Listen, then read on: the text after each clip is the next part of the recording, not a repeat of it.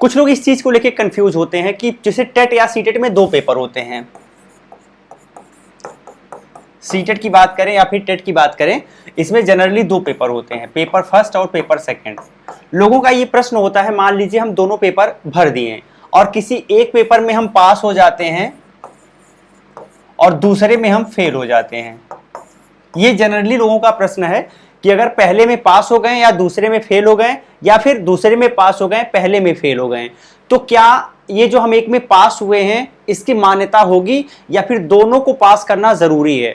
तो एक चीज बता देता हूं, अगर आप फर्स्ट पेपर पास कर लेते हैं तो बिल्कुल आपको फिर फर्स्ट पेपर देने की कोई जरूरत नहीं है। फ्यूचर में अगर आप देना चाहें तो दे सकते हैं, अपने नंबर को इंप्रूव कर सकते हैं, पर देने की कोई जरूरत नहीं अगर आप एक बार पास हो गए तो। अगर आप सेकंड पेपर में फेल हो गए हैं तो सेकंड पेपर आप अगली बार फिर दे दीजिएगा, ठीक है।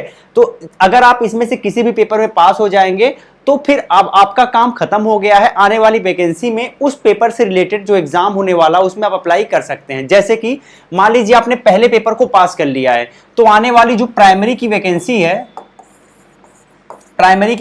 है उसमें आप अप्लाई कर सकते हैं। लेकिन अगर आपने सेकंड पेपर पास नहीं किया, इसमें फेल हो गए हैं, तो आने वाली जो अपर प्राइमरी की वैकेंसी है उसमें आप अप्लाई नहीं कर सकते तब तक जब तक आपका सेकंड पेपर पास नहीं हो गया हो। अब इसका उल्टा कर लीजिए, मान लीजिए आपने सेकंड पेपर पास कर लिया है, फर्स्ट पेपर आप फेल हो गए हैं, तो अपर प्राइमरी की वैकेंसी में आप अप्लाई कर सकते हैं, प्राइमरी की वैकेंसी में अप्लाई नहीं कर पाएंगे। तो उम्मीद करते हैं आपको अच्छे तरीके से समझ आ गया होगा कि दोनों पेपर में पास करना जरूरी नहीं है। जिस पेपर में आप पास कर लेते हैं उसको फिर दोबारा देने की कोई जरूरत नहीं है। उससे रिलेटेड जब भी वैकेंसी नोटिफिकेशन आता है उसमें आप इजीली अप्लाई कर सकते हैं।